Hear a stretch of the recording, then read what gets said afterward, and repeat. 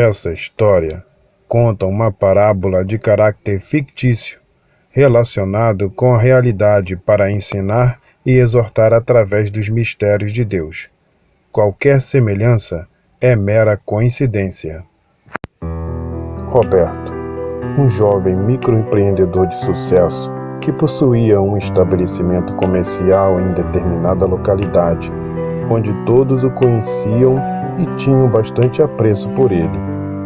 Roberto confiava plenamente na sua capacidade intelectual e outro detalhe de sua personalidade é que não acreditava em Deus. Em frente ao seu estabelecimento havia uma igreja evangélica, onde em dias específicos aconteciam seus cultos como toda a igreja e suas liturgias. Mas Roberto odiava os evangélicos e seus cultos, e as atividades o incomodavam. Muitas vezes, em horários que aconteciam os cultos, Roberto ligava o som da sua loja bem alto, tanto para não ouvir as pregações e louvores, quanto para atrapalhar os cultos. Mas isso não impedia os cultos de serem realizados, o que transtornava mais ainda Roberto. Certo dia, um rapaz de nome Gilberto foi até sua loja para comprar um produto e cumprimentou Roberto com a paz. Percebendo que se tratava de um evangélico, o tratou com certo desprezo e vendeu o produto. Gilberto, movido pelo espírito, percebeu a reação negativa de Roberto e começa a conversar com ele e pregar o evangelho, contando acerca de Jesus e seu sacrifício pela humanidade e que o inferno é real para todo aquele que não crê em Jesus.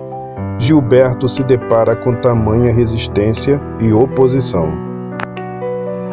Roberto não quis escutá-lo e se declarou ateu e que não acredita nem mesmo no inferno. Então Gilberto, com todo amor e paciência, diz que mesmo assim Jesus o amava e queria salvá-lo de eminente condenação, pois que tal rejeição poderia condená-lo ao inferno se em eventual desastre de morte acontecer sem ter entregado a vida para Jesus. Roberto, não querendo mais ouvi-lo, o manda embora da sua loja. Gilberto então agradece e vai embora, com sensação de dever cumprido por ter semeado aquela semente, mesmo sendo em solo infértil. A rotina tanto da loja como da igreja seguiram seu curso, e Roberto, cada vez mais odiando os evangélicos e os cultos, ele até mesmo chegou a tentar acusar de perturbação da paz numa ocasião, mas sem sucesso. Certo dia, outra vez Gilberto vai até a loja de Roberto para comprar um produto. Roberto o atendeu mesmo com má vontade, e Gilberto sempre o tratando com amor e respeito. Era tarde da noite e surge de repente dois rapazes numa moto e anunciam um assalto à loja. E só havia naquele momento Gilberto e Roberto.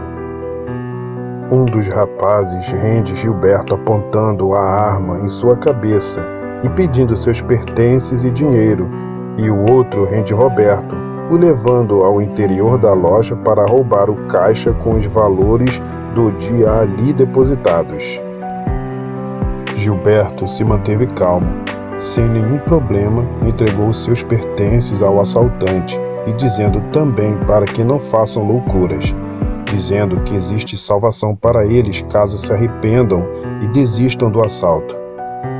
Roberto, no interior da loja, inconformado de perder o seu patrimônio material, entra em luta corporal com o assaltante, que dispara contra seu peito. Na fuga, o assaltante que baleou Roberto ao subir na garupa da moto para evadir-se, também efetua um disparo contra Gilberto, atingindo-o no peito, e fogem do local com valores e pertences das vítimas. Logo, as pessoas chegaram após o ocorrido e acionaram a polícia, e uma ambulância levou Gilberto e Roberto para o hospital. Porém, eles não resistiram aos graves ferimentos e vieram a óbito. Sobrevindo a morte a ambos, cada um foi ao seu eterno destino, E Roberto, ao abrir os olhos, se viu em um lugar cheio de abismos, com céu alaranjado, com manifestações de trovões e chamas por todos os lados. Neste lugar, Roberto se encontrava desnudo e com uma ferida no peito em decorrência da lesão do disparo, porém sem possibilidade de cicatrizar. Roberto sentia dores e ouvia gritos desesperadores por todos os lados e ruídos de dentes rangendo. E por onde pisava a planta de seus pés, sentia como se estivesse pisando em brasas. Roberto olha para o alto e vê pessoas caindo vindo da direção do céu alaranjado. E são muitas pessoas que não cessam de cair em direção a este lugar em que Roberto se encontrava. Cada vez mais lamentação, choro e sofrimento se ouve nesse lugar. Foi então que Roberto olha em direção ao céu e vê uma região com nuvens brancas e destacadas do céu alaranjado. Havia um portão fechado e uma escadaria destruída pela metade que impedia qualquer acesso a ambos os lugares. E Roberto olhou e viu Gilberto, que trajava vestes brancas, acompanhado por outras pessoas, também com vestiduras brancas, sendo consoladas.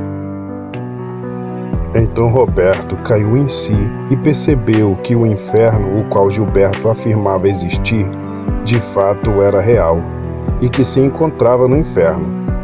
Percebeu também que passou toda a sua vida acreditando numa mentira, e que a ciência mundana era falha e não podia exceder a sabedoria de Deus. E principalmente que desprezava a Deus e as pessoas que o serviam quando estes lhe pregava o Evangelho.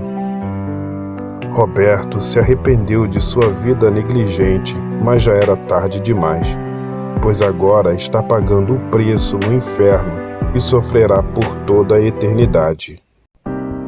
2 Tessalonicenses capítulo 1, versículo 9 diz: os quais serão punidos com eterna destruição, longe da presença do Senhor e da glória do seu poder.